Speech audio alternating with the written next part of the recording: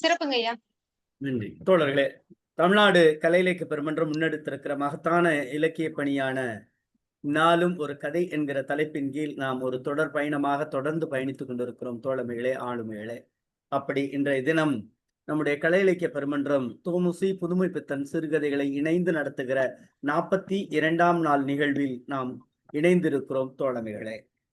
இன்றைக்கு புதுமை பித்தனுடைய கதையான அன்று இரவு என்கிற கதையை நம்மோடு கதை சொல்வதற்காக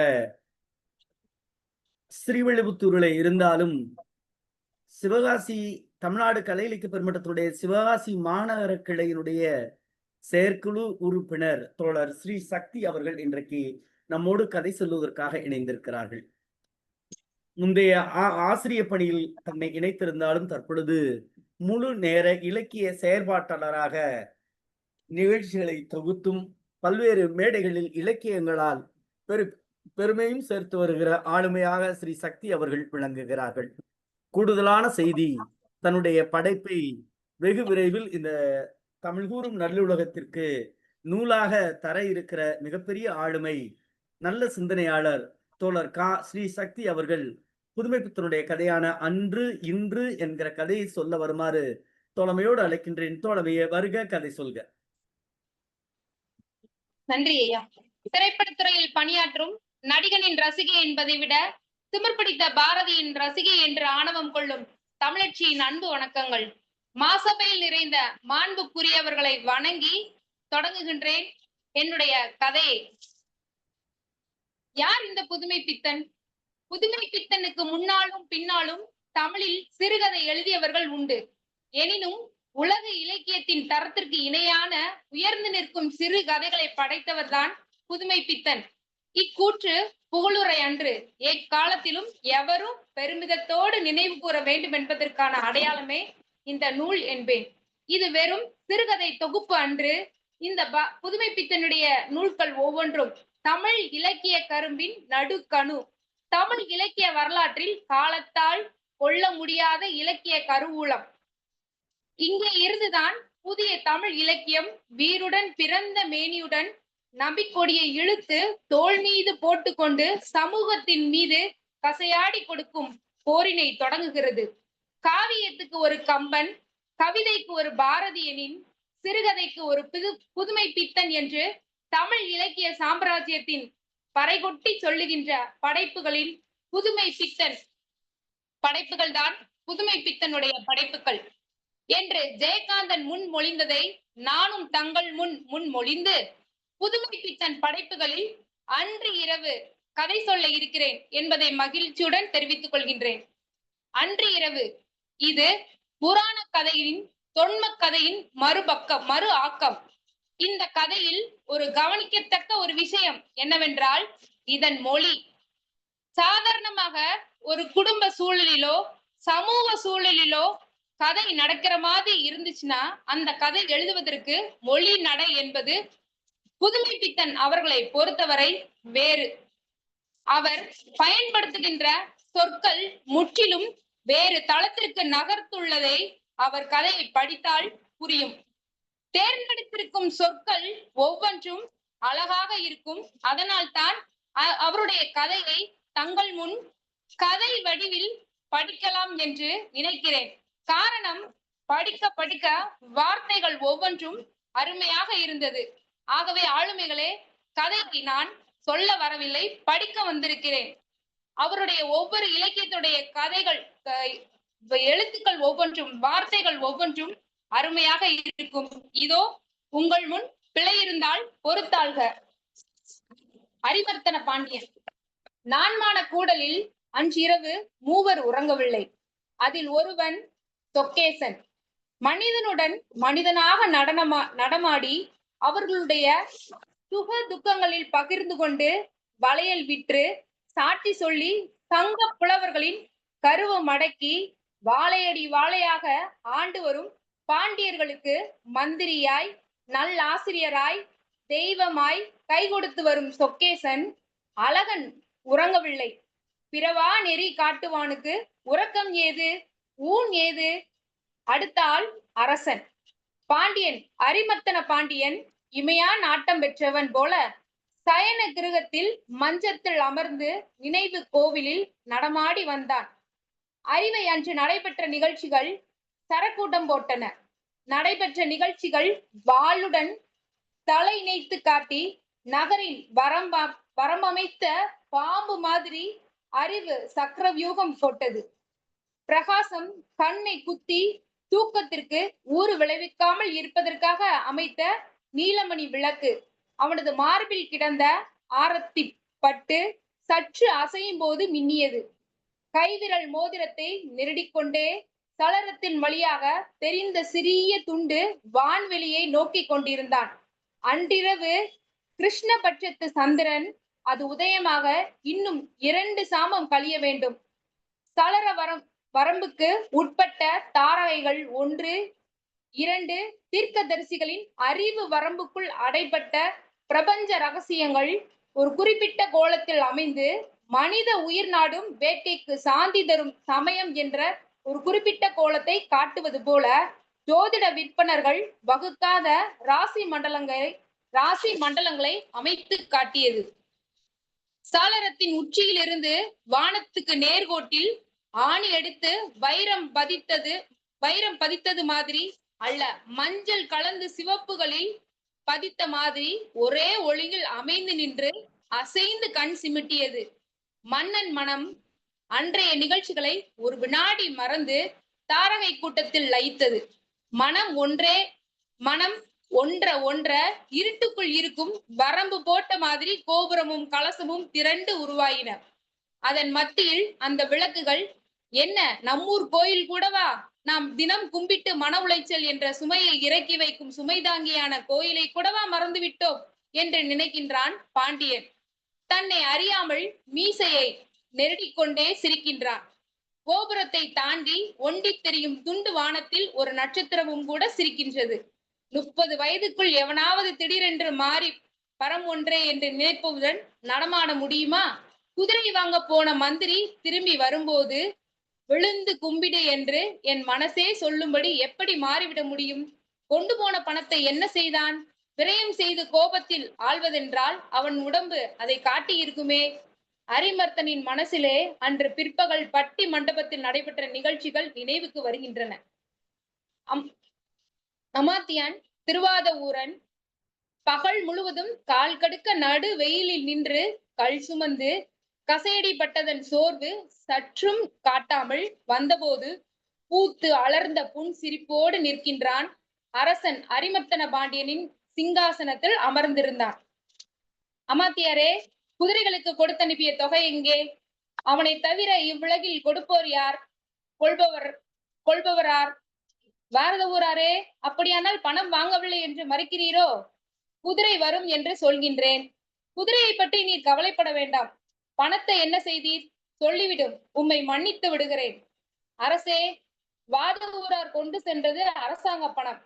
அதை விரயம் செய்ய தங்களுக்கு கூட உரிமை கிடையாது என்பதை தாங்கள் எத்தனை முறை இந்த வாத ஊரார் முன்னிலையில் சொல்லியிருக்கிறீர்கள். மன்னிப்பது என்றால் பாண்டியன் தனது ஆட்சியை அழிப்பது என்பதே பொருள் என்று இடைமறித்தார் ருத்ர சாத்தனார் என்ற மந்திரி. பணம் வந்துவிட்டால் போதுமா? சமயத்தில் குதிரையை கிடைக்காததனால் நாம் எவ்வளவு ஆபத்தான நிலையில் இருந்தோம். சோழன் திரட்டிய சேனை நம் மீது விழுந்திருந்தால் நாடு என்ன கதியாகும்? களப்பிரர்கள் சோழ நாட்டை சூறையாடி இருந்தால் இன்று மீன்கொடியில் இரத்தக்கரை அல்லவா படிந்திருக்கும். தோல்வி என்பது நமக்கு இல்லை.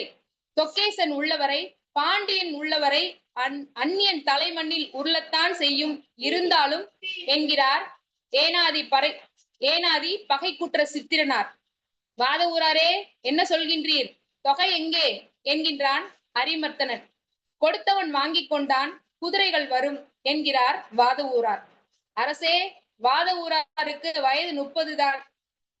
திருக்கோவையாரை பாடினார் என்பதற்காக, அவரை நம் சிறிது காலம் பார்க்காமல் இருந்து விட்டதற்காக ஜீவன் முக்தராகி விட்டார் என்று நினைப்பது தவறு.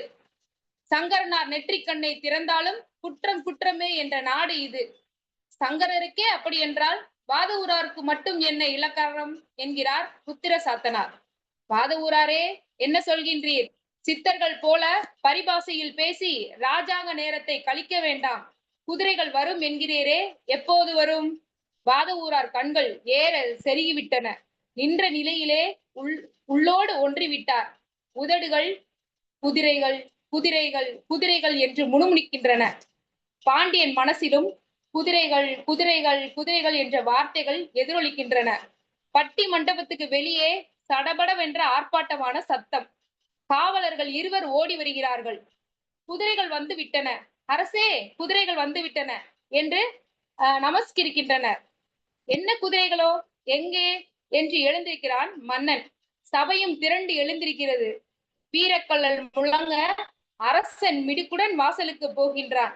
மந்திரி பிரதானிகள் பின் தொடர்கிறார்கள். பட்டி மண்டபத்திலே குதிரைகள் குதிரைகள் என்று தம்மை மறந்து ஜபிக்கும் வாத ஊராரை சிலைகளையும் தவிர யாரும் இல்லை. குதிரைகள் தான் எத்தனை?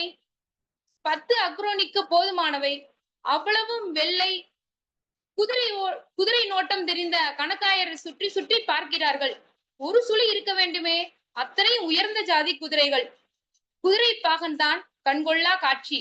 அவனை அழைத்து சென்று அப்படியே முடிசூட்டி விடலாமா என்று கூட நினைத்தான் அரிமர்த்தனன்.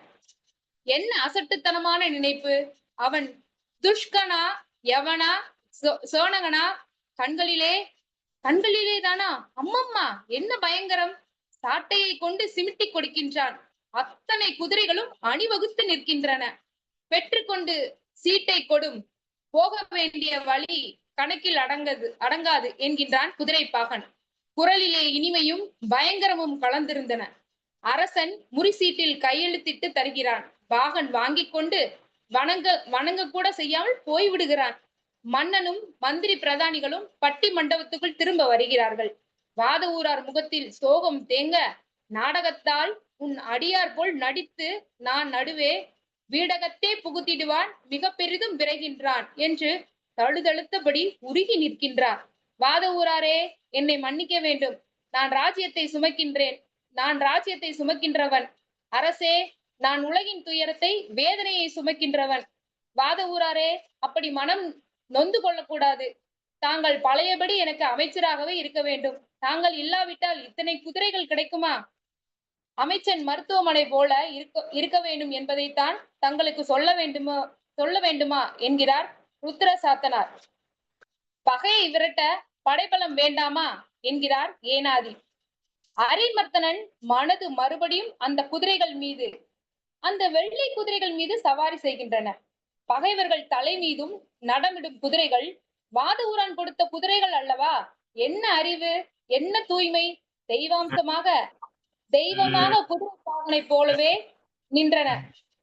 நடுசாமத்தை புள்ளி சங்கு விம்முகிறது. நடுசாமத்தில் புள்ளிட சங்கு விம்முகிறது, அலறுகிறது, முழங்குகிறது. அதன் ஓசையும் மடிகிறது. அது என்ன சத்தம்? தனி நரி ஊளையிடுகிற மாதிரி. அந்த குரல் ஒடுங்கும் சமயத்தில் ஆயிரம் நரிகள் ஊளையிடுகின்றன. நான் மாட கூடலில் நரிகளா? குதிரை பந்தி இருக்கும் திசையில் இருந்து அல்லவா கேட்கிறது. அரிமர்த்தனன் எழுந்து நிலா முற்றத்துக்கு செல்கின்றான். காதுகளை ஈட்டிட்டு குடைவது போல் இரைச்சல். இருட்டில் கண்கள் தூளாவுகின்றன. இருட்டை தவிர வேறு ஒன்றும் தெரியவில்லை. மன்னவன் வீரக்கலல் ஒலிக்க, உத்திரியம் தரையில் புரள மறுபடியும் சயன கிரகத்தில் நுழைகின்றான். மஞ்சிர தரையில் சாய்ந்து வைத்திருந்த உடைவாளுடன் அறையை விட்டு விரைகின்றான். வாசலில் தூக்கமும் மருட்சியும் கண்களில் தேங்க, குழலும் மேலோங்கும் சரிய துவண்ட நடையில் விளக்கெடுத்து முன் செல்கின்றார்கள் பணிப்பெண்கள். அந்த மங்கிய ஒளியில்தான் அவர்கள் என்ன அழகு! அரசன் அரண்மனை வாசலிலே வந்து நிற்கின்றான். குதிரை லாயத்தில் நரிகள் புகுந்து விட்டன. அரசே, அவை நகருக்குள்ளும் பிரவேசித்து விடும் போல தெரிகிறது என்று கும்பிடுகிறார்கள் குதிரை பந்தியின் காவலர்கள். 3 ஜோடி கலல் ஒளிகள் இருட்டில் படிப்படியாக மங்கி ஓய்ந்தன. திடீரென்று இருட்டே கூர்கத்தி கொண்டு கிழிப்பது போல ஒரு தனி அலறல். பீதியில் வெருண்டு உயிருக்கு போராடி மடியும் குதிரையின் குரல் அது. அது தொடர்ந்த 1000 பேய்கள் கெக்களி கொட்டி நகைப்பது போல நரி ஊளை. போர்க்களத்தில் கவந்தங்கள் ஆடுவதை, அச்சிற்று விழும் தேரில் அடிபட்டு நசுங்கும் குதிரைகள் யானைகள் போலும் கூச்சல்களை கேட்டவன் தான் அரிமர்த்தன பாண்டியன். ஆனால் அன்று கேட்ட அந்த தனி குதிரையின் சப்தம் அவனிடம் அபயம் கேட்டு ஏமாந்து உயிர் விடுவது போல இருந்ததாம். நான் மாட கூடலில் இந்த இருட்டு பேய் கூச்சல் ஜனங்களை எழுப்பி விட்டிருக்க கூடும். அவர்கள் இரட்டை தாளிட்டு வீட்டுக்குள் அமர்ந்து விட்டனர். குதிரைகள் கொட்டீட்டின் முன் காவலர்கள் கதவை தாளிட்டு காவல் காத்து நின்றனர். உள்ளே மருந்துக்கு கூட ஒரு குதிரை இல்லை. நமது லயத்தில் நின்ற பழைய குதிரைகளை கூட ஒரு பாக்கி விடாமல் கொன்று கிழித்து விட்டனர் என்கிறார்கள் காவலர்கள். புது குதிரைகள்மா, அவை மறைந்து மாயத்தான் தெரியவில்லை. உள்ளே நரிகள் நின்றுதான் ஊளையிடுகின்றன. அவை வெளியே வந்து விடாமல் இருக்க கதவை இழுத்து சாத்தி வைத்திருக்கின்றோம்.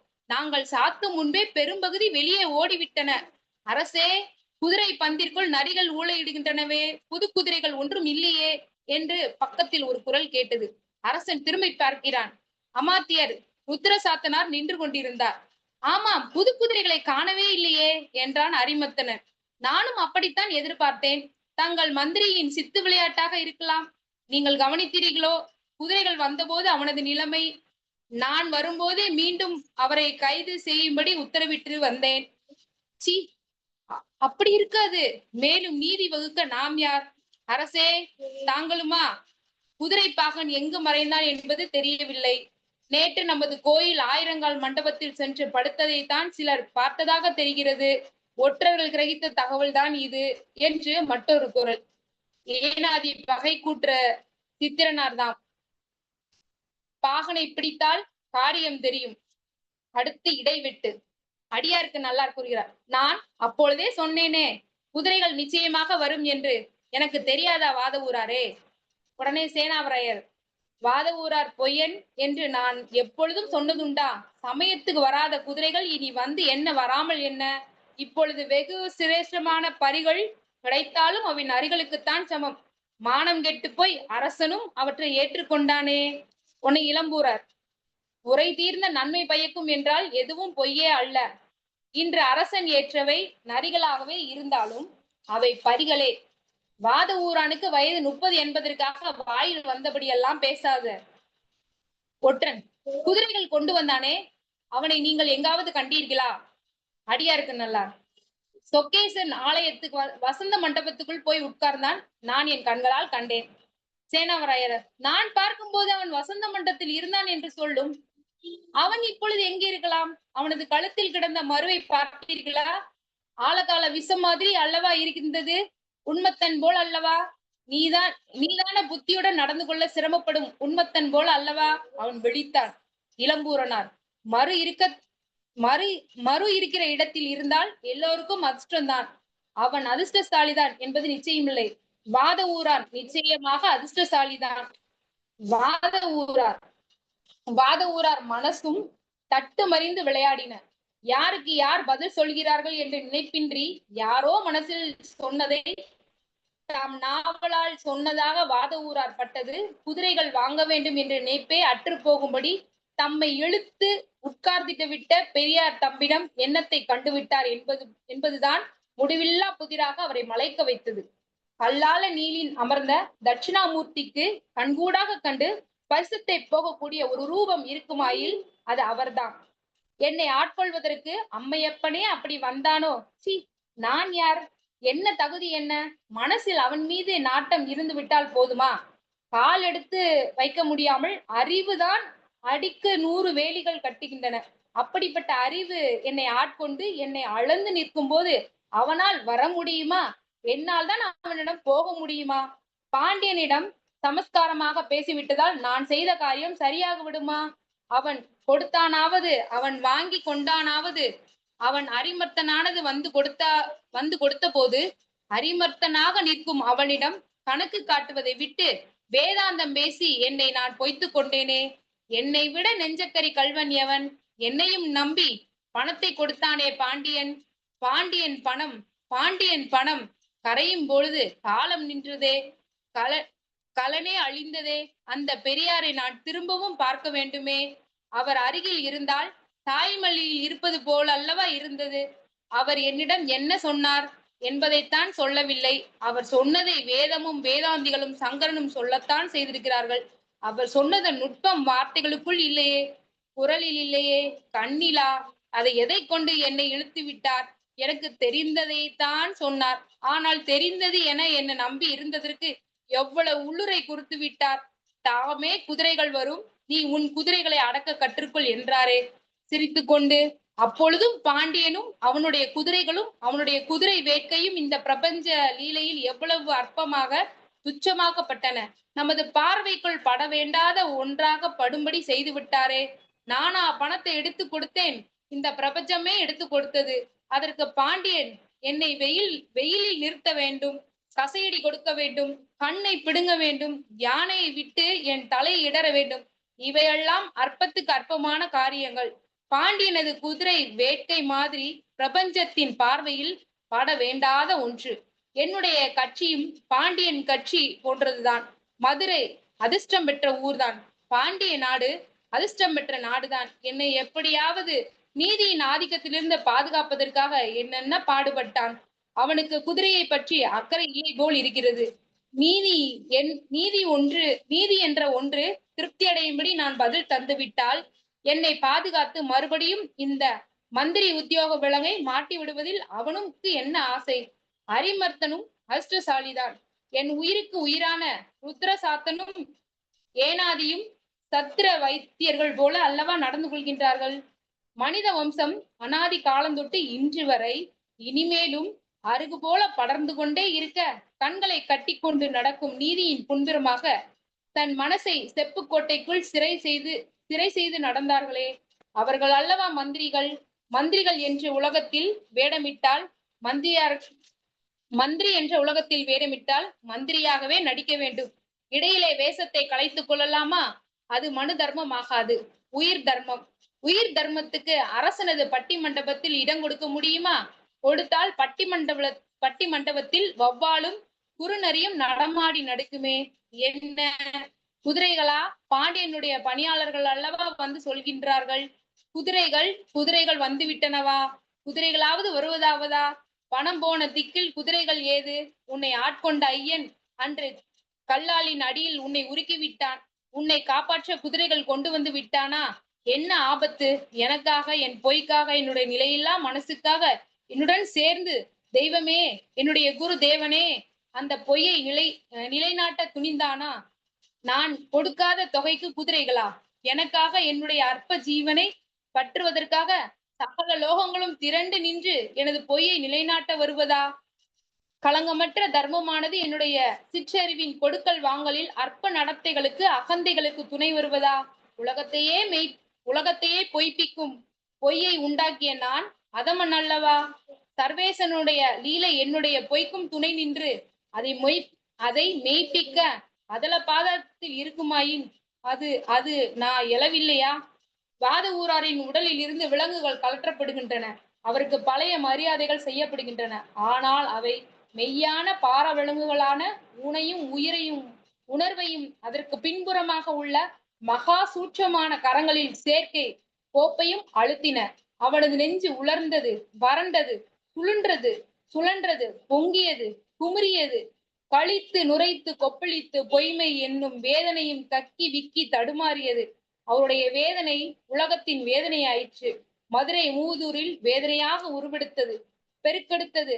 பிரவாசமாக கழித்து குறியற்று குறிக்கோளற்று விம்மி புடைத்து ஓடியது. கரைகள் என்ற பிரகஞ்சை இல்லாமலே மதுரை மூதூரை நனைந்தது, முழங்கியது, ஆழ்த்தியது. பஞ்சனை மெத்தையில் அமர்ந்திருந்தது வாத ஊரானோட உடல். அவருடைய வேதனை உலக வியாபகமாக மதுரையையும் அதற்கு அப்பால் உள்ள அண்டங்களையும் தன்னுள் ஆக்கியது. நடுநிசியில் ருத்ரசாத்தானுடைய சேவர்கள் அவனுடைய உடலில் விளங்கிவிட்டார்கள். விலங்குகள் ஏறின என்ற உணர்வும் அற்றுப்போன சமயம் அது. வேதனை வெள்ளம் அவரையும் அவரது பிரபஞ்சத்தையும் அமுக்கி தன்னுள் ஆக்கி தடந்தெரியாமல் செய்துவிட்டது. வெட்டு சேனாவராயர் என்ன சொல்கிறார் இந்த இடத்தில்? வைகை நதியிலே வெள்ளம் இப்படி வந்தது என்று சொன்னால் நம்புகிறவர்கள் யார்? சில சமயங்களில் கண்ணால் காணும் விஷயங்கள் கூட நிஜமாக என்ற சந்தேகம் தோன்றுகிறது. நீர் அந்த பக்கமா? ஒரு கூடை மண்ணை அள்ளி போடும். இளம்பூரார், பரிகள் நரிகளுக்கு சமம் என்றீரே, உமக்கு யக்ஷினை உபாசனை உண்டா? சொன்ன மாதிரியே பாண்டியன் குதிரை லயத்துக்குள் நரிகள் எப்படி புகுந்தன? தலையாலங்கானத்து போரில் கவந்தங்கள் ஆடினவாம், கூலிகளும் பேய்களும் கூழ் ஆட்டனவாம். அன்று கேட்ட பேரிரிச்சல் கூட இன்றைய நரி ஒன்றின் சத்தத்துக்கு ஈடாகாதே. அலறல் கால பாசம் போல அல்லவா உயிரை நாடி தவித்தது. நரி சத்தம் கேட்டே நகரத்தில் சாவுக்கு கணக்கு இல்லையாம். உடனே அடியாருக்கு நல்லார், பேசிக்கொண்டே நிற்காதீர். முழங்கால் பரியாத்தம் தண்ணீர் சுற்றுவது தெரியவில்லையா? இன்று வையில் வெள்ளம் எப்படி? உண்மையோ அப்படி நரிகளும் உண்மை. இவை கண்ணுக்கு தெரிந்தவைகள். இவற்றுக்கு மேலாக ஏதோ ஒன்று, ஆதி காரணமான ஒன்று. ஒற்றர் ருத்ரசாத்திரன் உத்தரவுப்படி வாத ஊரானை விளங்கிட்டு விட்டார்கள். அவனை பிடித்தால் போதுமா? குதிரை பாகனையும் பிடிக்க வேண்டும் என்றார். அடுத்து மூவரும் சேர்ந்து, மன்னவன் ஆங்கே அல்ல அது. அவன் அப்படி உத்தரவு போட மாட்டான். ஐயா, வெள்ளம் பொங்குகிறதே, நுரைகள் புரள்வதை பாருங்கள். சிவனுடைய சிரிப்பு மாதிரி அப்படிங்கிறாங்க. அடுத்து சொக்கனுடைய ஆட்டம். ஆளவாய் மெய்யன் உலகத்தை தன்வஞ்சம் இழுக்கும் சொற்கன் விளையாடினான். ஜீவாம்சத்தின் வேதனையை உணராது விளையாடினான். அங்கேயர் கண்ணியின் கண்ணில் பாசமும் கன்னத்தில் குழிவும் தோன்ற அவன் விளையாடினான்.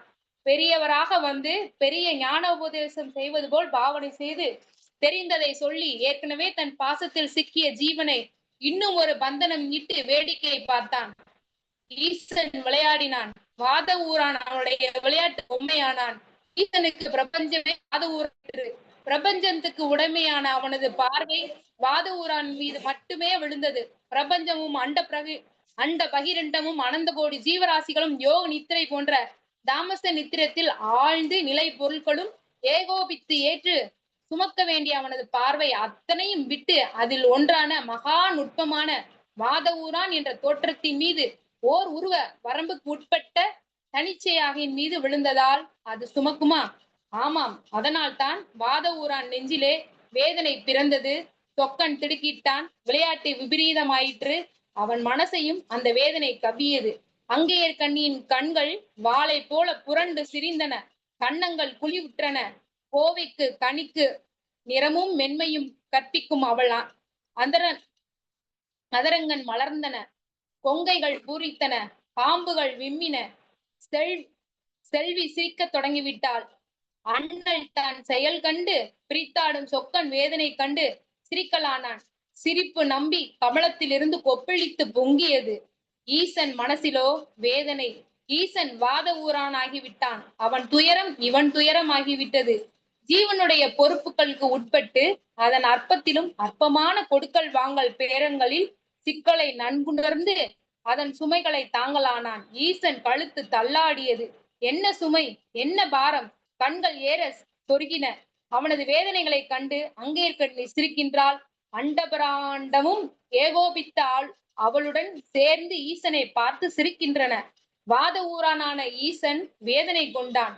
அவன் மனம் என்ன, சர்வ வியாபகமான காலம் கொள்ளாத சர்வ மனம் நைந்தது, குமுறியது, கொப்பளித்தது. வாத ஊரானாக கிடந்து வெம்பியது. குதிரை என கட்டி ஏமாற்றி வந்துவிட்ட செயலுக்காக தானும் அந்த மனிதனைப் போல சிற்றை பெற்றதால் ஆறும். வாத ஊரான் தன் அருகில் வந்தால் அவன் அருகில்தான் இருக்க லாய்க்கு என்று நினைத்தாள். வேதனை சுமந்த கழுத்துடன் ஆளவாய் கற்ப கிரகத்திலிருந்து வெளிவந்த ஒரு உருவம். ஈசன் வெளிவந்தான்.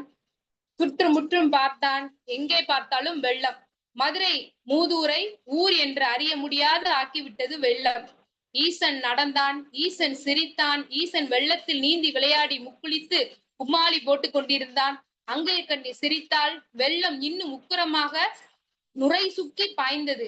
மனித வம்சம் துயரத்திலும் வேதனைகளும் ஒன்றுபட்டு வரும். தன்னையே அறியாமலேயே முக்தி நிலை எய்தும். அன்று இரவு அவ்வூரின் நிலை அது. யானையும் காளையும் மனிதனும் மதிலும் மண்ணும் அரசனும் ஆண்டியும் அன்று வெள்ளத்தை தடுக்க மறிக்க தேக்கி நகரத்தை காப்பாற்ற காரிருட்டில் அருகில் நிற்பவன் என்ன செய்கின்றான் என்பதை அறியாமல் மண்வெட்டி போட்டு போட்டு நிரப்பினர். மண் கரைந்தது, மறுபடியும் போட்டனர். கரைந்தது, மறுபடியும் போட்டனர். அன்று இரவு 2 ஜீவன்கள் வெவ்வேறான துயரத்தில் வாடினர். வாத ஊரான் தன் பொய்களை நிலைநாட்டி தெய்வத்தின் கருணையை சுமக்க முடியாமல் வேதனைப்பட்டான். மண் வெட்டி போடும் அனந்த கோடி ஜனங்கள் முயற்சியை அவனது வேதனை கரைத்தது. உழைத்து உழைத்து சோர்வடைகிறவர்களுக்கு பசியாற்ற ஒரு கிழவி, பந்தமற்ற நாதியற்ற கிழவி பிட்டு அவித்து அவித்து கொட்டி விட்டு வருகிறாள். அவள் கிழவி. அவளுக்கு நாதி இல்லை. பந்தம் இல்லை, பிட்டு பிட்டு குழலும் தான் பந்தம். தணிக்கை பண்ணியவரும் கணக்கர்கள் பசிபோக்க பிட்டுக்காரியிடம் வந்தார்கள். அவளது அடுப்பில் எரிந்த நெருப்பில் கொஞ்சம் எடுத்து அவளது வயிற்றில் கொட்டிவிட்டு போனார்கள். மதுரை வாசிகள் எல்லாம் கரைக்கு மண் போட வேணுமாம். அவளுக்கு பங்குக்கும் தச்சிமும் நாளும் அளந்து போட்டிருக்கிறதாம். அவள் என்ன செய்வாள்? பிட்டு குழலை பார்ப்பாளா, அடுப்பை பார்ப்பாளா? அந்த இருட்டில் ஆள் தேடி போவாளா? இருட்டிலே ஆச்சி என்ற ஒரு குரல் கேட்டது. அதிலே எக்களிப்பும் பரிவும் கலந்திருந்தன. வேதனை வெள்ளத்தில் முக்கியிருந்த ஈசன் குரல் அல்லவா? யாரப்பா, புட்டு வேணுமா என்று கேட்டாள் ஆச்சி. என்ன ஆச்சி, புட்டா விக்கிற? புட்டு நன்றாய் இருக்குமா என்றான் ஈசன். என்னப்பா, இப்படி வா, உன்னை வெளிச்சத்தில் நல்லாய் பார்க்கட்டும். என் பேரன் மாதிரி இருக்கியே, வா இப்படி உட்காரு. உன் பங்கை நிரப்பி விட்டியா? எனக்கு 4 முழம் அளந்திருக்கலாம். நீதான் 2 கூடை மண்ணை போட்டேன், உனக்கு கோடி புண்ணியம் உண்டு என்றாள் கிழவி. எனக்கு என்ன கொடுப்பாயாச்சி? என்னிடம் காசு ஏது, பணம் ஏது? இப்ப வரை சாப்பிட்டவங்க கணக்கு சொல்லிவிட்டு தான் போயிட்டாங்க. உனக்கு வேணும்னா புட்டு தரேன். ஆச்சி, அப்படி என்றால் நீ ரொம்ப ஏழையா? இதென்ன கூத்தா இருக்கு? உங்க ஊர்ல பணக்காரங்களா புட்டு சுட்டு பொழைக்கிறாங்களா என்று சிரித்தாள் கிழவி. 4 புறமும் நரிகள் ஊரையிடும் வனாந்தரத்தில் சிக்கி கொண்ட ஜீவனின் நிர்கதியாக தவிக்கும் உயிரின் உயரம் அந்த சிரிப்பிலே இலையோடியது. நீயோ பரம ஏழை, எனக்கோ பசி சொல்லி முடியாது. போனா போகிறது. புட்டு உதிர்ந்து போனால் அதை மட்டும் எனக்கு எடுத்து வைத்திருந்து கொடு. நான் போய் உன் பங்குக்கு மண் போடுகிறேன். ஆனால் எனக்கு பசி அதிகம். ஒரு கூடை போட்டால் உடனே ஓடி வருவேன். இந்தா, இப்ப வேண்டாமாச்சி, போட்டு விட்டு வருகிறேன். ஈசன் மறுபடியும் வெள்ளத்தில் முக்குளித்து விளையாடினான். கரை ஏறினான். மறுபடியும் தண்ணீரில் குதிக்க ஆசை. ஆனால் பிட்டு ருசி நாக்கை சுழற்றியது. ஒரு கூடை மண் எடுத்து போட்டான். பாதி வெள்ளம் படக்கென்று வட்டியது. ஆனால் ஜலம் மனித வெள்ளம் இட்ட மண்கரை மேல் மோதி தத்தி அலம்பி வெளித்து கொண்டிருந்தது. ஆச்சி, ஒரு கூடை போட்டு விட்டேன், பசிக்கிறது, புட்டு போடு. பேரப்பிள்ளையே, தெய்வமே தான் உன்னை இங்கே அனுப்பி இருக்கிறது. நீயும் அதிர்ஷ்டக்காரன் தான். நீ போனதுனால எடுக்கிற புட்டு எல்லாம் உதிர்ந்து போயிருக்கிறதே. இதோ பார், எத்தனை பேர் காத்து உட்கார்ந்து இருக்கிறார்கள். அது கிடக்கட்டும், இந்த முந்தி துணியிலே புட்டு எடுத்து போடு. நேரமாச்சு, மண்ணை போட்டுட்டு கரையை அடைக்க வேண்டாமா?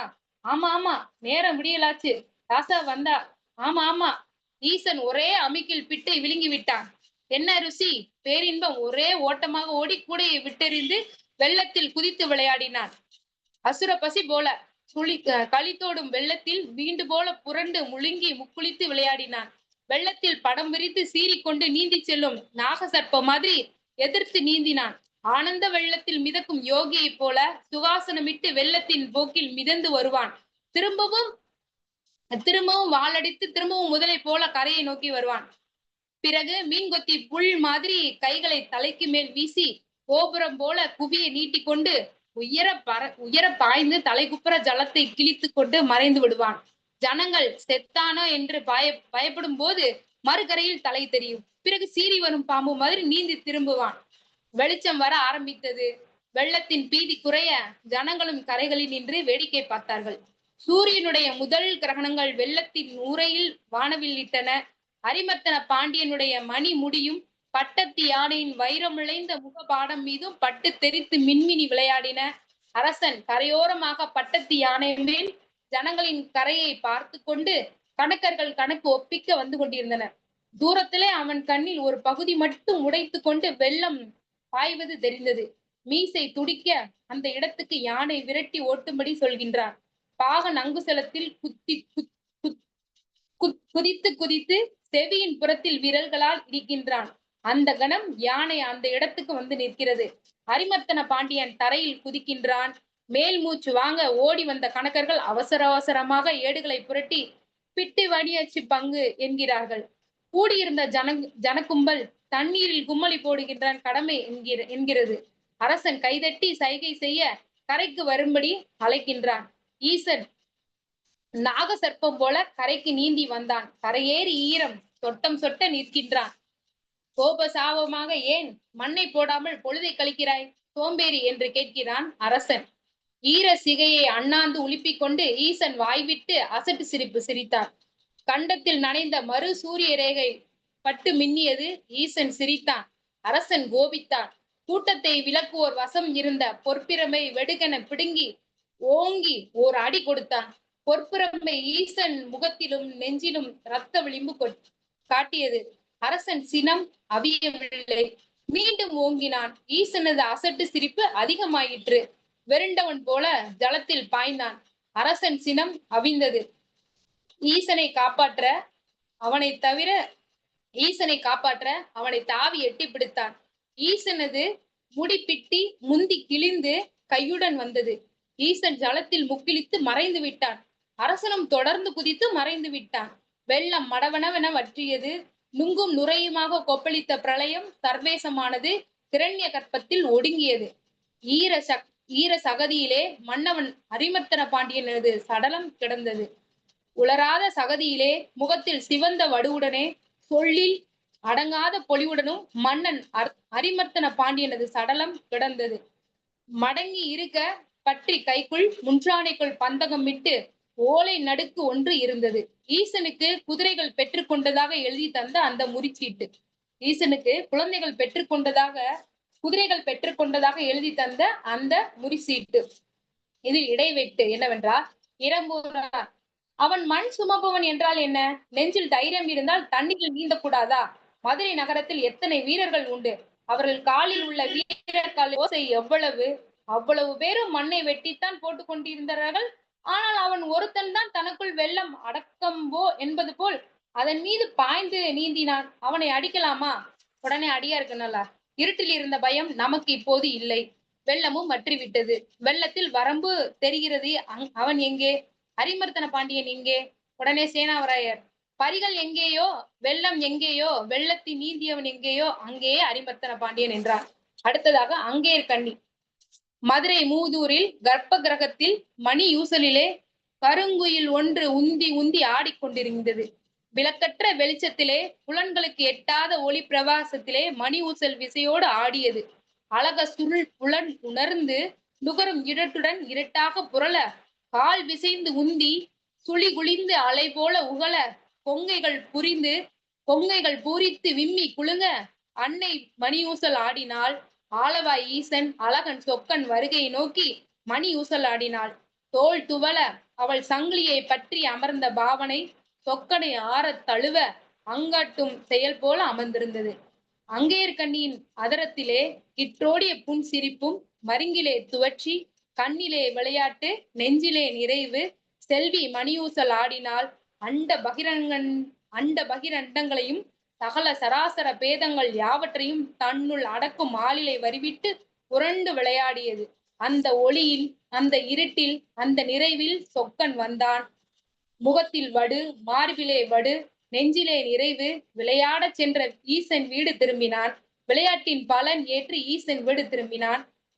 அன்னை அங்குளைய நெஞ்சம் பூரிக்க அண்ணாளை நோக்கினான். அந்த பார்வை அகலத்தை இழுக்கும் சொக்கனை இழுத்தது. தானாக தன்னில் ஒரு அம்சமாக பிரபஞ்சத்தை கொண்ட ஈசனது அகன்ற மார்பில் அன்னை துவண்டாள். மணி யூசலிலே வேகமும் கனமும் வேட்கையற்ற வேட்கையும் இரண்டும் நாக சர்ப்பங்கள் உயிர் பாசத்தில் பின்னி புரளுவது போல ஏதோ ஒரு தோற்றம்தான் அந்த இருட்டில் தெரிந்தது. அன்னை ஈசனின் வேதனை அவிழ்ந்தது. மணியூசல் விசை கொண்டு உயர்ந்து பொங்கியது. வாமகத்தில் தன்னில் ஒரு அம்சமாக அன்னையை அமர்த்தி வழக்கரம் கொண்டு சங்கிலியை பற்றி விரல் கொண்டு ஊன்றி ஆடினாள். பாதத்தின் அடியில் முயலகவன் முதுகு சற்று வளைந்து கொடுத்தது. கொடுமை என்ற அவனது கோர பற்களிடையே புன் சிரிப்பு என்ற எழி நிலா பொங்கியது. வாம பகமர்ந்த அன்னை இடக்கரம் ஒரு சங்கிலியை பற்றியது. அவளது பெருவிரல் ஈசனது பெருவிரலில் பிணைந்தது உதித்தது. அடித்தார்க்கு பலன் அரியணைக்கு பதில் அரண்மடி போலும் என்றாள் அன்னை. அவர்களது மடி மீது அரிமர்த்தன பாண்டியன் அமர்ந்திருந்தான். சிசுவை போல.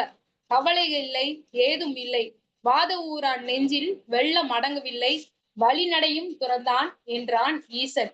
இதில் அடி விழுந்த ஈசனுடைய அடி விழுந்தது எங்கே எல்லாம் என்பதை புதுமைப்பித்தனுடைய ஒரு வரிகளோடு நிறைவு செய்கின்றேன் இந்த கதையை. பொற்பிரம்பு. ஈசனின் முகத்தில் விழுந்தது பொற்பிரம்படி.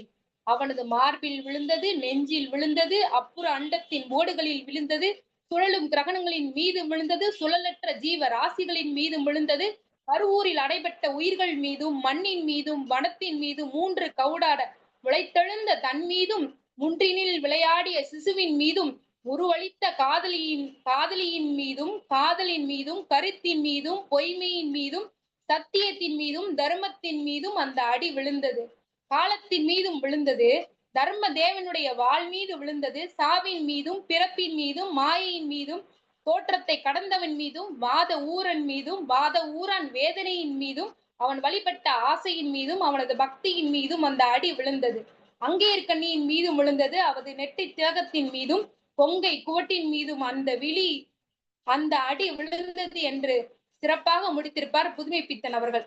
என்னுடைய பித்தனுடைய கவிதையை கேட்ட அத்துணை ஆளுமைகளுக்கும் நன்றியை தெரிவித்துக் கொண்டு என்னுடைய கதையை இத்துடன் நிறைவு செய்கின்றேன். பிழை இருந்தால் பொறுத்தாள்க ஆளுமைகளை. வாய்ப்புக்கு மிக்க நன்றி. தமிழ்நாடு கலை இலக்கிய பெருமன்றத்துக்கு நன்றியை தெரிவித்துக் கொள்வதில் பெரும் மகிழ்ச்சி. சிவகாசினா சரவெடின்னு தெரியும், ஆனா உண்மையிலே சரவெடி நீங்க. உங்க பேருக்கு ஏத்த மாதிரி இந்த கதையிலையும் அந்த உயிரோட்டமான ஒரு சக்தி இருந்தது. ஒரு புராண கதை. இது என்ன ஒரு சிக்கல்னா, எல்லா கதையும் எளிமையா சொல்லிடலாம். அந்த புராண கதையை சொல்றதுல பெரிய சிக்கல்கள் இருக்கு. ஏன்னா எந்த இடத்துல இருக்கிறோம் நீங்க அநேகமா இந்த கதையை ஒரு 10 முறையாவது படிச்சு பார்த்துப்பேன்னு நினைக்கிறேன். கட கட கட கட கட கட கட கட கடன்னு அடாடாடா, என்ன சொல்றது, அடை மழை போல எந்த இடத்துலையும் திணறல தடங்கல அதுவனல ஒரு அர்ப்பணிப்போட நீங்க சொல்லியிருக்கீங்க. அதுதான் ரொம்ப முக்கியம். இந்த கதையை நீங்க புதுமை பித்தனுடைய கதை அப்படிங்கிறதையும் மீறி கதை சொல்லல ஒரு அர்ப்பணிப்பு வேணும். அடிக்கடி பிரபாகரன் ஐயா சொல்லுவாரு, கதை சொல்லும் போது அதுல ஒரு உயிரோட்டம் வேணும் அப்படிம்பாரு. அது மாதிரி அந்த கதையில ஒரு புராண கதைக்கு ஏற்றாற் போல ஒரு உயிரோட்டமாக படன்னு, ஆனா பெரிய கதை கொஞ்சம் இன்னும் கொஞ்சம் நிறுத்தி சொல்லியிருந்தா இன்னும் கொஞ்சம் நல்லா இருந்திருக்கும். ஏன்னா நீங்க இந்த நேரத்தை முடிக்கணுங்கிறக்காண்டியே விரட்டி ஆத்தை விரட்டி போயிட்டீங்க. நல்லா இருந்ததுமா. சக்தியம்மா எப்படி சொல்றதுன்னு தெரியல. கதை ரொம்ப நிறைவா இருந்தது. கதை புராண கதை தொடர்பாக இருந்தாலும் அதில் அவர் சொல்ல வருகிற செய்தியை புராண பின்னணியோடு இணைத்து பொறுமையோடு பேசுகிறார். அது பின்னூட்டம் சொல்லுகிற தோழமைகள் சொல்லுவார்கள். வழக்கம் போல் பின்னூட்டத்தை ஐயா சிவசுப்ரமணியம் தான் தொடக்கம்னு கேட்டோம். ஐயா இடையில ஒரு பதிவு போட்டிருந்தாங்க, நான் நிறைவா சொல்றேனே அப்படின்னு சொல்லியிருந்தாங்க. ஐயா தான் நிறைவா சொல்றேன் பேராசிரியர். நன்றி நன்றி. நன்றி. அப்பனா நம்ம கணேச பெருமகனாரே தொடக்கி வைக்கட்டும். சாத்தூர் சிங்கக்குட்டி கணேசன் ஐயா தொடக்கி வைங்க. பிள்ளையார் சொல்லி அனைவருக்கும் வணக்கம். ஆமா, உண்மையிலேயே இந்த கதை புராண கதைகளின் அடிப்படையில இருக்கிற மாதிரி இருக்கு. கொஞ்சம் பெரிய கதை தான்.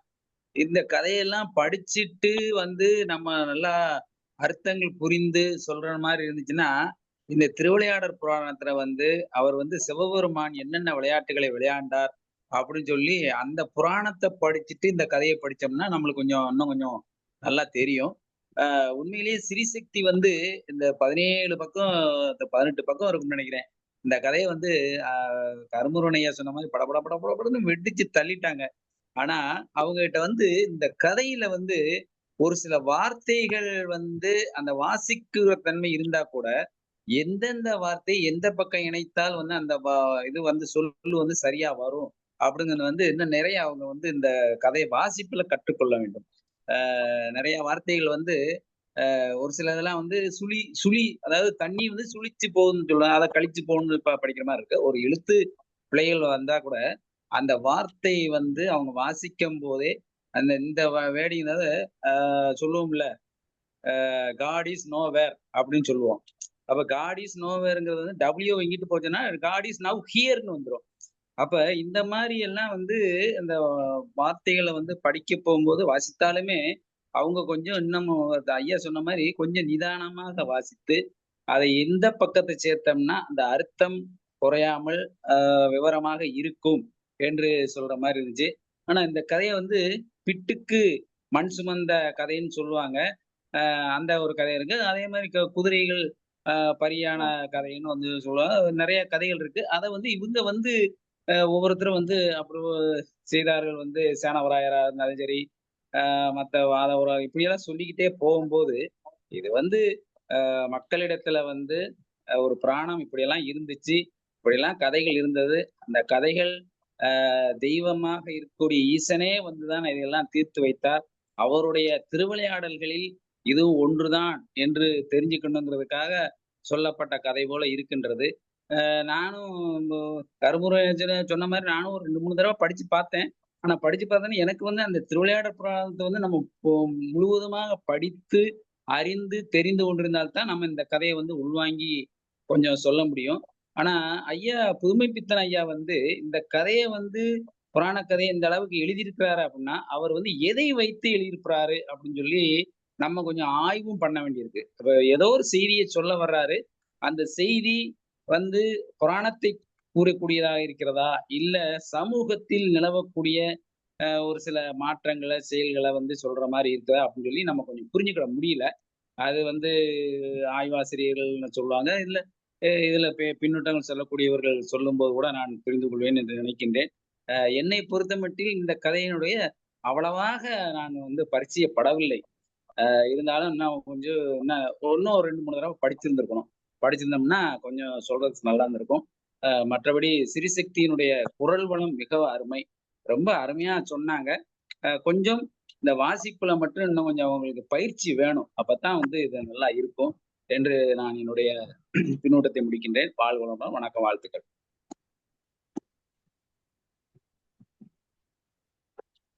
நன்றி சாத்தூர் சிங்கக்குட்டி. அடுத்து அரச்சொல்லி அம்மா. அனைவருக்கும் வணக்கம். இன்றைய கதை சொல்லி அம்மா உங்களுக்கு வாழ்த்துக்கள், பாராட்டுக்கள்மா. ஏன்னா இந்த கதையை எடுத்ததே பெரிய விஷயம். நான் கூட 6 மணிக்கு மேலதான் பார்த்தேன். பார்த்துட்டு சரி படிச்சிருவோமேன்ட்டு பார்த்தேன். டைம் இல்ல, அப்புறம் 7:50 ஆயிடுச்சு. ஆனாலும் படிப்போம், சின்ன கதையாதான் இருக்குன்னு பார்த்தா 799 இருந்து 823 பக்கம் வரைக்கும் இருக்கு கதை. படிச்சேன்னா ஒரு 4-5 பக்கம் படிச்ச விட்டு என்னால உள்வாங்க முடியல. நிறைய வர்ணனைகள் இருக்கு. அதை உள்வாங்கி பொருள் புரிய கொஞ்சம் ஏதாச்சும் சரி அம்மா சொல்றப்ப புரிஞ்சுக்கலான்னு பார்த்தா, அம்மாவும் அவரு ஐயா சாத்தூர் ஐயா சொன்னாரு வாசிப்புல கொஞ்சம் பயிற்சி வேணும்னு. நீங்க 10 தடவை படிச்சாலும் படிக்கும்போது அப்படிதான் இருக்கும். ஏன்னா அவ்வளவு வர்ணனைகள், அவ்வளவு வார்த்தை ஜாலங்கள் இருக்கு. அதை உள்வாங்கி படிக்கணும். பாட புஸ்தகம் மாதிரி எல்லாம் படிக்க முடியாது இதுல. அதையும் நாம பார்க்கணும். அது அவங்க படிச்சது பெரிய விஷயம்தான். அம்மா முதல்ல தண்ணி குடிங்கம்மா, நீங்க இத்தனை பக்கம் படிச்சிருக்கீங்க, தண்ணிய குடிங்கம்மா. அதுல வந்து அந்த இதெல்லாம் நிறுத்தி படிச்சாங்க. அந்த உரையாடல் வரும்போதெல்லாம் அதே மாதிரி பேசியே இது பண்ணாங்க. இவ்வளோ பக்கம் உள்ள கதைய தைரியமா எடுத்திருக்கீங்கம்மா. நானா இருந்தா மூடி வச்சுட்டு குறைச்சலான பக்கம் எது இருக்கு அந்த கதையை எடுப்போமேன்னு தான் யோசிப்பேன். ஆனாலும் கதை சொல்லணும்னு வரும்போது சின்ன கதையாவது பெரிய கதையாவது பிடிச்சிருக்கு அந்த கதைன்ட்டு. சரிங்க. உண்மையிலேயே மீண்டும் ஒரு முறை உங்களுக்கு வாழ்த்துக்கள், பாராட்டுக்கள். கதையை பொறுத்த வரைக்கும் பாத்தீங்கன்னா ஈசனுடைய திருவிளையாடல்களை மையப்படுத்தி தான் இந்த கதை இருக்கு. அவரோட திருவிளையாடல்லாம் அப்புறம் 8வது 9வது 10வதுல இருந்தே படிச்சதுதான் அந்த திருவிளையாடல் புராணம்லாம். ஆனா அதை என்ன ஒரு அழகா அவர் எழுதியிருக்காரு. அவர் கதையெல்லாம் வந்து சும்மா படிச்சுட்டு டக்குன்னு புரிஞ்சுக்கவே முடியாது. அதுவும் இந்த கதை ரொம்ப ரொம்ப ரொம்ப கடினம். அவ்வளவு வர்ணனை வருது. அதை உள்வாங்கிறதுங்கிறது சாதாரண விஷயம் கிடையாது. ஒரு வரிய 3 தடவை படிங்க, அப்பதான் உங்களுக்கு அது உண்மையான அதோட அழகு தெரியும், உண்மையான அதோட பொருள் தெரியும். படிச்ச உடனே எல்லாம் அந்த வர்ணனைகளை உள்வாங்க முடியாது. உண்மையிலே புதுமைப்பித்தன் தான். நல்ல கதை, நல்ல வாசிப்பு, நல்ல குரல் வளம். அம்மாவுக்கு பாராட்டுகள் தான். திரும்ப திரும்ப சொல்லணும்னா இந்த கதை இத்தனை பக்கம் உள்ள ஒரு கதையை தைரியமா எடுத்திருக்கீங்க. வாய்ப்புக்கு நன்றி, வணக்கம். நன்றி சகோதரி. அடுத்து ஐயா பாலசுப்ரமணியன் ஐயா, பணித்துறை பாலசுப்ரமணியன் ஐயா.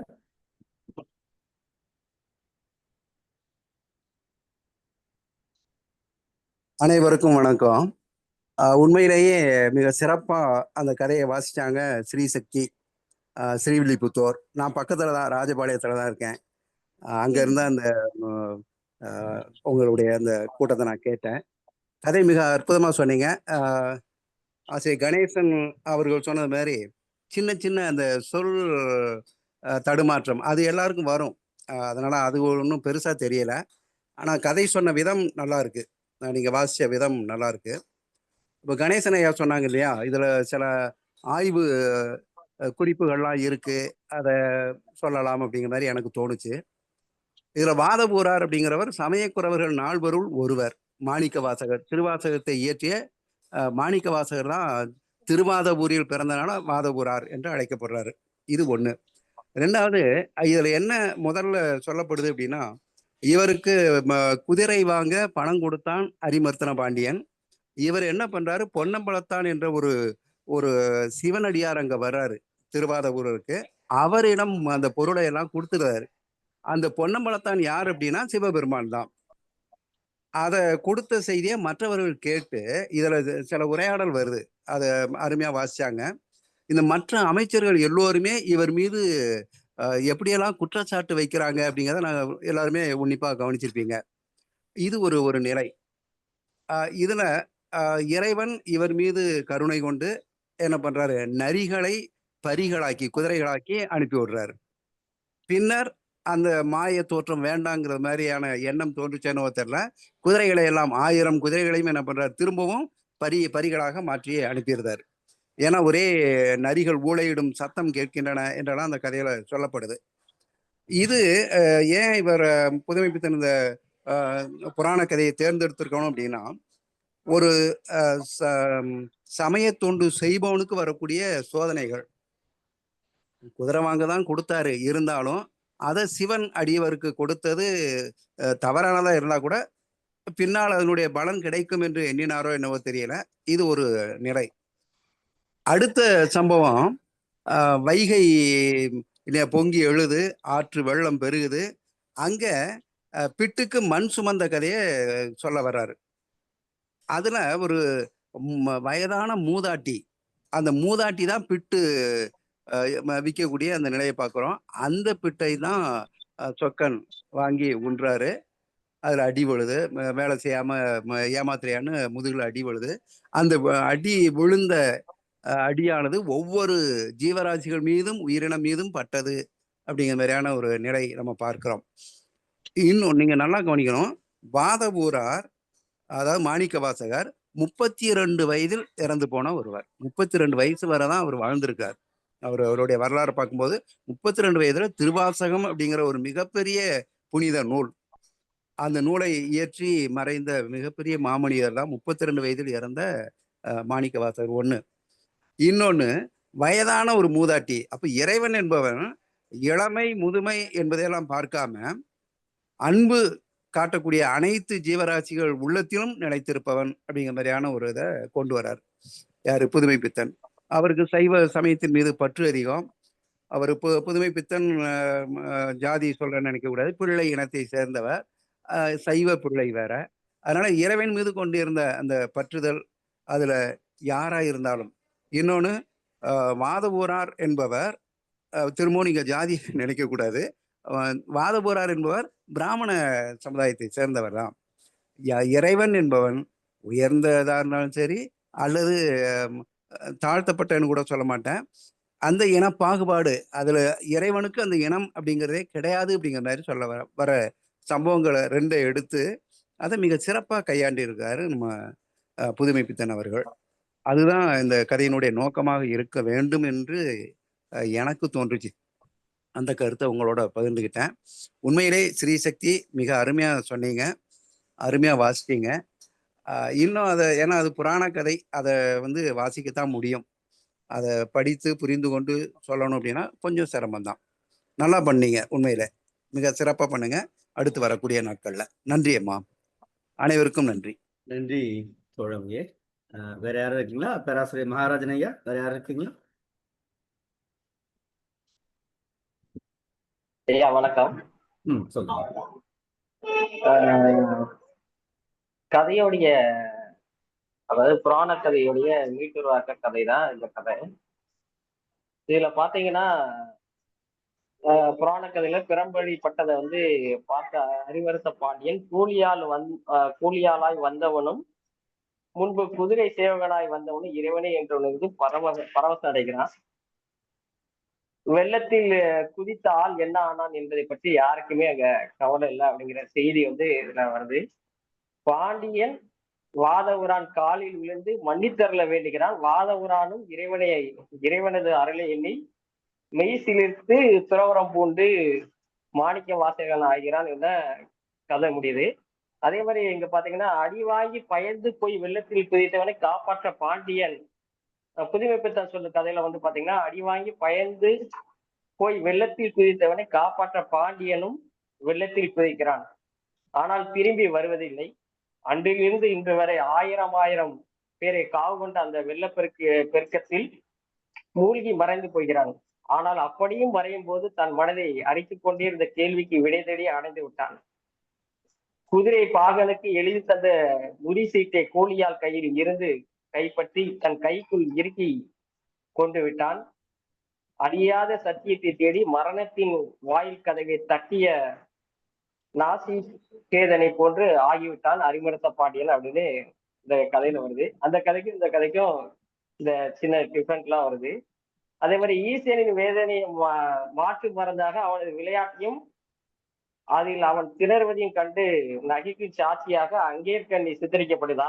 இங்க பாத்தீங்கன்னா அங்கேற்கண்ணி பாத்தீங்கன்னா ஈஸ்வரின் பாகம் பிரியாளாக மனையாளாக மட்டுமல்லாமல் அவனது வெண்துயரை மாற்றும் அன்னையாக, உலகின் சுமைகள் அனைத்தையும் சுமந்தாலும் ஜீவராசியாக, தாய்மையுடைய பேரொழியாக இருக்கதா இந்த கதையில வந்து செய்தி வருது. இதுவே நான் வந்து கொஞ்சம் எனக்கு இந்த கதையை பத்தி சரியான புரிதல் இல்லை. நான் கொஞ்சம் தேடி பார்த்தேன். அதுல கிடைச்ச தகவல் தான். அதே மாதிரி பாத்தீங்கன்னா வெள்ள அடைப்பு கூட்டத்தில் நின்று கொண்டு நீர் அந்த பக்கமாக மல்லெண்ணி போடும் என்கிறார் ஒரு புலவர். வைகையிலே இப்படி வெள்ளம் பெருக்கெடுத்து ஓடியது என்றால் யாராவது நம்புவார்களா என்கிறார் இன்னொருவர். இப்படி ஒரு நகைச்சுவையான அங்கதமும் இந்த கதையில வருது. அப்புறம் பாருங்க, அவன் ஒருத்தன் தானே தனக்கு வெள்ளம் அடக்கம் என்பது போல அதன் மீது பாய்ந்து நீந்தினான், அவனை அடிக்கலாமா என்று கேட்கும் புலவரின் குரல் நமக்கு மிகவும் பரிச்சயமான குரல் அப்படின்னு சொல்லி அந்த நவீன அதாவது உயிர்நேயம் அப்படிங்கிறத வந்து எழுத்தாளர் வந்து தன்னுடைய கதையில பதிவு செய்ததா சொல்றாங்க. இப்படி கதையில வந்து நிறைய அந்த கதைக்கும் இந்த கதைக்கு என்ன வித்தியாசம் இருக்கு அப்படிங்கிற வந்து நிறைய அந்த கதையில பார்க்க முடியுது அப்படிங்கிற செய்தி நான் இப்பதான் இந்த தரவையே நான் தேடினேன். இப்ப நீங்க எல்லாம் பேசிட்டு இருந்ததும் என்ன வித்தியாசம் இருக்கு அப்படின்னு இணைய வழியில தான் தேடினேன். இந்த தரவு மட்டும் கிடைச்சதுங்க ஐயா. அதே மாதிரி அந்த ஆதிக்கத்தினுடைய அடையாளம், அதிகாரத்தினுடைய இருக்கக்கூடிய அதிகாரத்துல இருக்கக்கூடிய ஆதிக்கத்தின் அடையாளம் வந்து இந்த கதையில வந்து வெளிப்படுவதா வந்து விமர்சன கருத்துக்களை பார்க்க முடிஞ்சதுங்கய்யா. ரொம்ப நன்றிங்கய்யா. ஐயா நன்றி தோழமையே. கொஞ்சம் நுணுக்கமா எனக்கு சரியான புரிதல் இல்ல, பட் இணைய வழியில பார்த்தேன். அந்த செய்தி தான் உங்ககிட்ட பகிர்ந்துக்கிட்டேன். நீங்க உங்களுடைய விமர்சனம் ஒரு ஆய்வு போக்குல அந்த கதையை ஒரு ஆய்வா பார்த்திருக்கீங்க. மிக்க மகிழ்ச்சி. நன்றி தோழமையே. நன்றிங்க. நன்றி. வேற யாராவது இருக்குங்களா? ஏன்னா விஜிலாமா இருக்காங்க, கிருஷ்ணன் ஐயா இருக்காங்க. இல்லைன்னா சிவசுப்ரமணிய ஐயாட்ட போயிடலாம். சிவசுப்ரமணியா. அன்பான தோழர்கள் அனைவருக்கும் ஐயா பேராசிரியர் கிருஷ்ணன் ஐயா சொல்லுங்க. அனைவருக்கும் இனிய வணக்கம். நான் கொஞ்சம் கால தாமதமாகத்தான் இணைப்பில் இணைந்த, வெளியில கொஞ்சம் வேலை இருந்தனால போயிட்டு வரும். அதனாலதான் உங்களை நான் கூப்பிடல, இல்லைன்னா கூப்பிட்டுருப்பேன். இன்னைக்கு கதை சொல்லி சகோதரி மிக சிறப்பாக கதை சொன்னார்கள். பேராசிரியர் சொன்னதை போல கொஞ்சம் அவங்க வேகமா 17 பக்கம் இருப்பதனால அந்த நேரத்திற்குள் அந்த காலத்திற்குள் நிறைவு செய்யணுமே அப்படிங்கிற அவங்கள்ட்ட ஒரு மன பதஷ்டம் அந்த இருந்ததுனால அவங்க வேகமா விரைந்து சொன்னாங்க. ஆக வேகமாக சொல்கிற பொழுது சில இடர்பாடுகள் இருக்கத்தான், அது எல்லோருக்கும் அது இயல்புதான். வார்த்தை பிறழ்வு எழுத்து பிறழ்வு வருவது என்பது அது இயற்கை தான். அதனால அந்த அடுத்த அவங்க இனி வந்து அதை சரியா அவங்க இது பண்ணிக்குவாங்க. ஆக இந்த புதுமைப்பித்தன் வந்து இந்த புராணங்களை வைத்து அந்த அங்கத துணியோடு சிலவற்றையெல்லாம் சொல்லுவார். நம்ம அந்த அகல்யை அப்படிங்கிற அந்த கதையெல்லாம் பார்த்தோம்னா, நீ கால்பட்டு சீதையை சந்தேகப்பட்ட ராமன் உன் கால்பட்டு நான் உயிர் பெற்று வரணுங்கிறது இல்ல, மீண்டும் நான் கல்லா போறேன். அதை வந்து இந்த எள்ளி நகையாடுதல், இந்த அங்கத துணியில வந்து நிறைய அந்த புராண கூறுகளா ஒரு அந்த மாதிரியான அந்த இது பண்ற மாதிரி தான் அவருடைய கதைகள்ல நிறைய இருக்கும். அது மாதிரி கடவுளும் கந்தசாமி பிள்ளைங்க அதுலயும் பாத்தீங்கன்னா, கடவுள் வந்து பாத்தீங்கன்னா, ஓ நம்ம ஏன்டா அந்த மனிதன்லாம் இப்படி இருக்காங்களே அப்படின்ட்டு பண்றதெல்லாம் வந்து பாக்குறோம். அந்த மாதிரியான அவர் வந்து புராண கதைகளை கொஞ்சம் அதை இது பண்ற மாதிரிதான், மறுவாசிப்பு செய்யற மாதிரிதான் அவர் வந்து அந்த அங்கத துணியோடு செய்திருப்பார் நான் நினைக்கிறேன், என்னுடைய புரிதல் அளவுல. ஆக தோழர் அவர்களுக்கு வாழ்த்துக்களும் நன்றிகளும். மிக சிறப்பாக கதை சொன்னாங்க. மிக்க நன்றி. நன்றி தோழமையே. சிவசுப்ரமணியன் தோழர். அன்பான தோழர்கள் அனைவருக்கும் வணக்கம். இன்னைக்கு புதுமைப்பித்தனின் அன்று இரவு என்ற கதையை இன்று இரவு தோழர் ஸ்ரீ சக்தி சொல்லி இருக்கிறார். ரொம்ப அவருடைய குரல் வந்து வெங்கல குரல். இங்க தமிழ்நாடு இங்க ராஜபாளையம் கிளைக்கு வந்திருக்காங்க. ரொம்ப சீரிய செயற்பாட்டாளர். இன்னும் சொல்லணும்னா நம்ம அந்த மன்றத்திற்கு ஒரு உயிர் நாடியாக, சக்தினாலே உயிர் நாடி தானே, உயிர் நாடியாக விளங்குகிறார் என்றே சொல்லலாம். முதல்ல புதுமைப்பித்தனை பற்றி ஜெயகாந்தன் சொன்னதை மேற்கோள் காட்டினாரு, ரொம்ப அருமை. இப்படி இந்த கதையை எல்லாரும் சொல்லிட்டாங்க. இந்த கதையை எடுத்ததுக்கே அவரை பாராட்டலாம். மெனக்கடல் ரொம்ப இருக்கு. இதனை இவர் முடிக்கும் என்றாய்ந்து அதனை அவர்கள் விடல் அப்படிங்கிற திருக்குறளுக்கு ஏற்ப இந்த கதையை இவர் சொல்லணும்னு இவற்றை விட்டிருந்தது ரொம்ப பொருத்தமானது. அதாவது அது சொல்லிட்டாங்க, நரி பரியான கதை பிட்டுக்கு மண் சுமந்த படலம். சிவபெருமானின் 2 திருவிளையாடலை வச்சு கதை எழுதியிருக்கிறார் புதுமைப்பித்தன். அத புதுமைப்பித்தன் வந்து அந்த திருவாதவூர், வாதவூரார் இவங்களுடைய சாதியெல்லாம் கூட குறிப்பிடல. ஆனா அதையெல்லாம் தெரிஞ்சு இந்த பனித்துளி பாலசுப்ரமணியம் ராஜபாளையத்தை சேர்ந்தவர் சொன்னாரு. அது தனிப்பட்ட ஒரு இதுதான் அவர் சொன்னாரு. அடுத்து இதுல எனக்கு பிடிச்சது என்னன்னா, கடவுள் வந்து சுமைதாங்கி. கடவுள்கிட்ட போய் எல்லாரும் மனிதர்கள் எல்லாரும் தங்களுடைய குறைகளை சொல்றாங்க. அவர் வந்து அந்த எல்லார் சொல்ற குறைகளையும் கேட்டுக்கொண்டு சுமைதாங்கியாக இருக்கிறார். கடவுளும் கல்லுதான், சுமைதாங்கியும் கல்லுதான். அப்படியே எந்த பொருள்ல எழுதினாரோ இப்படி புதுமைப்பித்தன் குறிப்பிடுகிறார். அது ஒரு இது. பிறகு மன்னன் சொல்றான், நான் இந்த ராஜ்யத்தை சுமக்கிறேன். அரிமர்த்தன பாண்டியன் அது திருவாதவூரார் சொல்றாரு, நான் துயரத்தையும் வேதனையையும் தான் சுமக்கிறேன். அவங்கிட்ட மாட்டிக்கிட்டு ரொம்ப சித்திரவதைப்படுதுகள் அப்படிங்கிறத சொல்றாப்புல. எனக்கு குதிரைகள் வேணும் அப்படின்னு சொல்லாப்புல, வந்துரும்னு இது பண்ணி நம்பிக்கையோட இது பண்ணுதாப்புல. எல்லாம் நல்லபடியாக நிறைவடைந்ததாக கதை. அந்த படலத்தை வச்சு 2 படத்தை வச்சு கதையை எழுதி முடிச்சிருக்கிறாரு.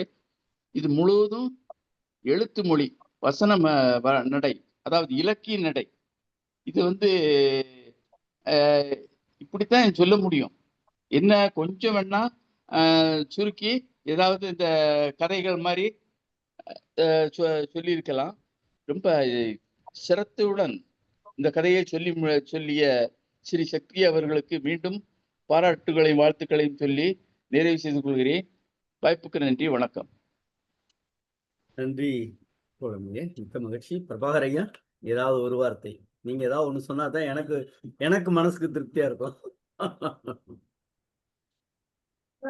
நான் சொல்றது கேட்குதா? கேக்குறீங்க, சொல்லுங்க. இது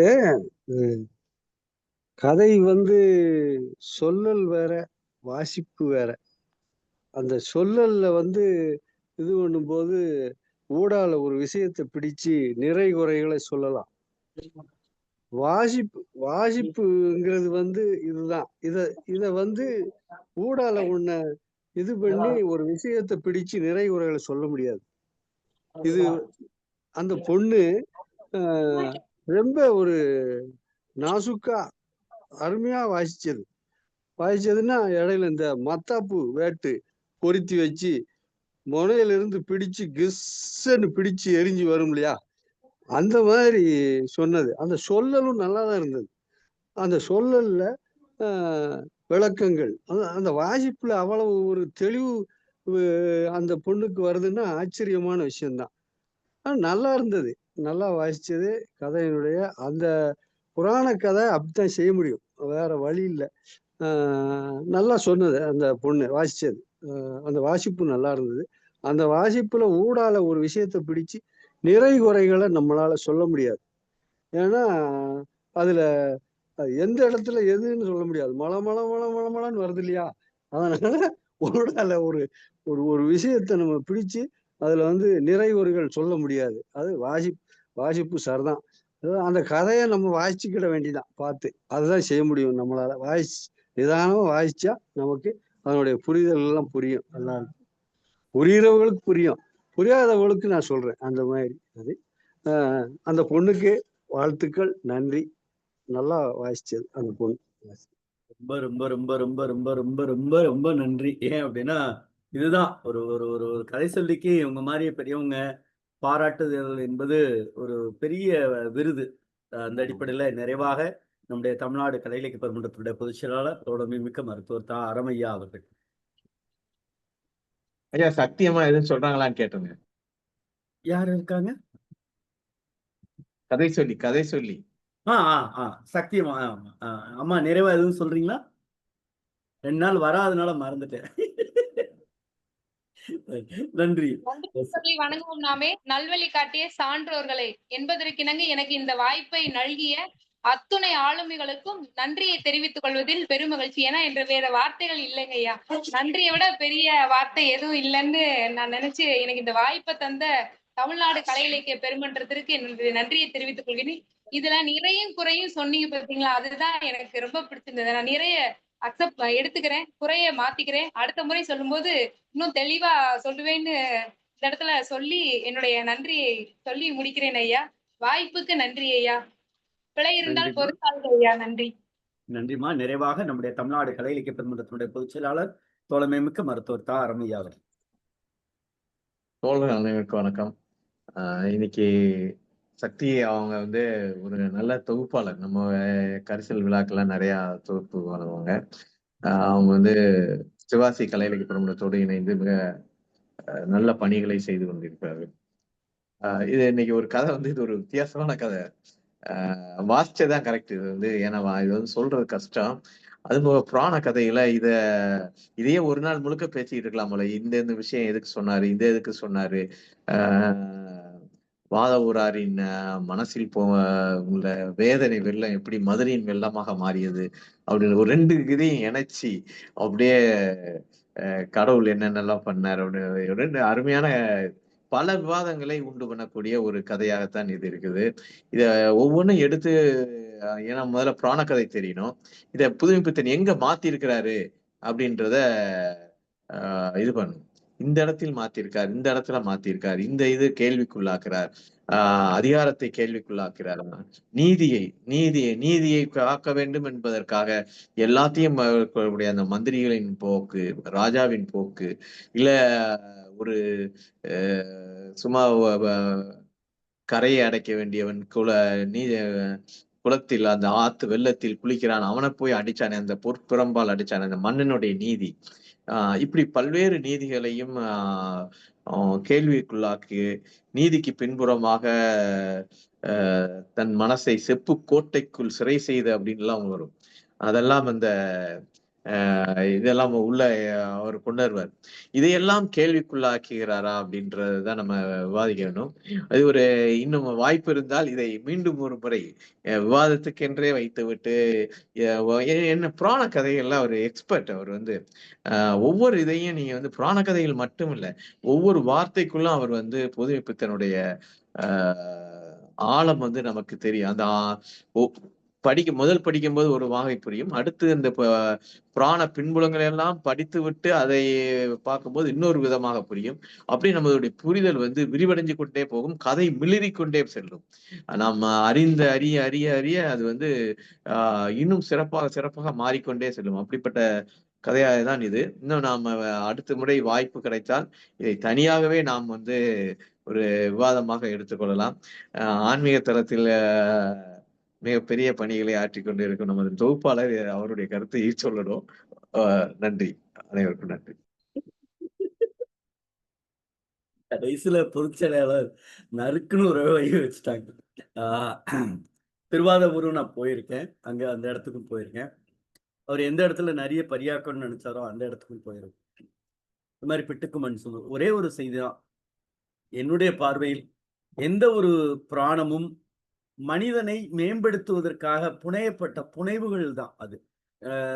அது நடந்ததுன்னு நாமளா நம்பிக்கிட்டு இருக்கோம், வேற ஒண்ணும் கிடையாது. இன்னும் சரியா சொல்லணும் அப்படின்னா, மன்னன் சொன்ன செயலை ஒரு அடியார் செய்யல. அங்க மன்னன் சொன்ன செயலை இங்க இறைவனே செய்யல. ரெண்டு விஷயம்தான். விஷயம் வந்து ரெண்டு இதுவும் ஒண்ணுதான். ரெண்டு பேருமே முரண்படுறாங்க. ரெண்டு பேருமே யாருக்காக முரண்படுறாங்க அப்படின்னா மக்களுக்காக முரண்படுகிறாங்க, வேற ஒண்ணும் கிடையாது. மக்களுக்காக முரண்படுறாங்க அப்படின்னாலும் சொல்ல வர்ற செய்தி, புதுமைப்பித்தன் சொல்ல வருகிற செய்தி ஒன்னே ஒண்ணுதான். மன்னனாக இருந்தாலும் இறைவனாக இருந்தாலும் தவறு செய்தால் அவன் தண்டனைக்கு உட்படுத்தப்பட வேண்டியவன் என்பதுதான் செய்தி, வேற ஒண்ணுமே கிடையாது. நாம வந்து ஆனா இன்னைக்கு அப்படி இருக்கா? கிடையவே கிடையாது. ஆளை சொல்லு ரூலை சொல்றேன் அப்படிங்கிற உலகத்துலதான் நாம பயணிச்சுட்டு இருக்கோம். அது கிடையாது. இறைவனாக இருந்தாலும், அது தலைமையாக இருந்தாலும், மன்னனாக இருந்தாலும் நீதிக்கு கட்டுப்பட்டு நடக்க வேண்டும் என்பதுதான் இந்த உலக வாழ்க்கை. நீதி என்பது இந்த மக்களை ஒருங்கிணைக்கிற மிகப்பெரிய ஒரு சங்கிலி தொடர். மக்களுடைய பண்பாடா இருக்கட்டும் அல்லது ஒற்றுமையா இருக்கட்டும், எல்லாத்தையும் இணைக்கிற ஒரு சங்கிலி தொடர். நீதினா ஏதோ அது ஒரு தனியா நடக்கிற ஒரு செயல்பாடு கிடையாது. நீதி என்பது மக்களை ஒருங்கிணைக்கிற ஒரு மரபு, அறுபடாத ஒரு மரபு சங்கிலி தொடர். அந்த சங்கிலி தொடரை காக்க வேண்டிய பொறுப்பு மக்களுக்கு இருக்கிறது என்கிற செய்தியை உணர்த்து தருவதற்காகத்தான் இந்த கதையை நகர்த்தியதாக நம்முடைய பார்வையில் பார்க்கிறோம். இது நாம திரும்ப திரும்ப ஆன்மீக பார்வையை பார்த்துக்கிட்டே இருக்கிறோம். ஏன்னா அரசியலும் ஆன்மீகம் ஆயிடுச்சு. வேலெடுத்தா தான் அரசியல் நடத்த முடியுங்கிற நிலைமை ஆயிடுச்சு. ஆடி மாசம் கூழு ஊத்துனா தான் அந்த மாசத்தை நகர்த்த முடியுங்கிற மாதிரி ஆயிடுச்சு. ஆனால் மக்களுக்கான வாழ்வியல் என்பதை நாம் மறந்து போகிறோம். இலக்கியமாக இருக்கட்டும் அல்லது புனைவு என்று சொல்லப்படக்கூடிய புராண கதைகளாக இருக்கட்டும், எல்லாம் மக்களை நெறிப்படுத்தப்பட்ட செய்தி தான். முருகனுக்கு 2 கல்யாணம் பண்ணி வச்சாரு அப்படிங்கிறதுக்காண்டி நம்ம 2 கல்யாணம் பண்ணக்கூடாது. அது இல்ல. நாம அதை மட்டும்தான் எடுக்கிறோம். ஆனால் சாதி மறுப்பு திருமணம் செய்தார் முருகன் என்பதை நம்ம ஏத்துக்க மாட்டேங்கிறோம். 2 திருமணத்திற்கு தயாராக இருக்கிறோமே தவிர இறைவன் மறுத்த, முருகன் மறுத்த சாதி மறுப்பை நாம் ஏற்பதற்கு தயாராக இல்லை. ஆக இன்றைய வழிபாட்டினுடைய கூறு அப்படித்தான் இருக்கிறது. எது நமக்கு தேவையாக இருக்கிறதோ அது முரணாக இருந்தாலும் பரவாயில்லை, அது சமூகத்திற்கு என நாம் விதைத்து கொண்டிருக்கிறோம். அந்த போக்கை மாற்ற வேண்டிய பொறுப்பு பொதுவுடைமை சிந்தனை சார்ந்து நமக்கு இருப்பதாக புதுமைப்பித்தன் தன்னுடைய சிந்தனையின் வயப்பட்டு வெளிப்படுத்தி இருக்கிறதாகவே நம்முடைய பார்வையில் பார்த்து இன்றைய தினம் கதையை சொன்ன சக்தி அவர்களுக்கு தமிழ்நாடு கலை இலக்கிய பெருமன்றத்தின் சார்பாக நெஞ்சம் நிறைந்த வாழ்த்துக்களையும் பாராட்டுகளையும் பதிவு செய்து, குறிப்பாக இன்றைய தினம் பின்னூட்டம் சிறப்பாக இருந்ததாகவே நாம் பார்க்கிறோம். பின்னூட்டம் என்பது அதுதான் மனிதனுடைய வாழ்வியலை அங்கம் அங்கலமாக எந்த சிந்தனைக்கு ஆட்படாமல் செயல்படுத்துவதுதான். அந்த அடிப்படையில் சிறப்பாக பின்னூட்டம் செய்த அத்துணை தோழமைகளுக்கும், நாளை தினம் நம்மோடு காளி கோயில் என்கிற புதுமைப்பித்தனுடைய கதை சொல்வதற்காக தோழர் மாணவர் வெங்கடேஷ் அவர்கள் பயணிக்க இருக்கிறார்கள்.